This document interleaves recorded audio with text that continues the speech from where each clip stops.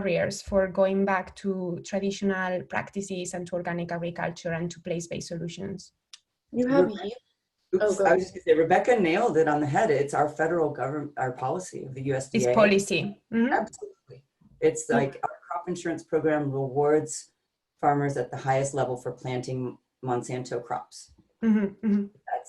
That's why we have millions of acres across this country of row croppers who are stuck in this vicious treadmill and they can't seem to get out. But I think what Rebecca noted earlier, like finding ways to diversify those crops and the row croppers in the middle of the country, and flax could be a very promising crop. Mm-hmm. There's grains, and there's this kind of the grain revival. It's revolutions that are happening, and she's spot on also with like shortening our supply chains and regionalizing food, but it's a very tall order because of our entrenched systems of long, complex supply chains. And Cargill dominates every little town in America with the grain elevator. It's the only place the farmers have to sell.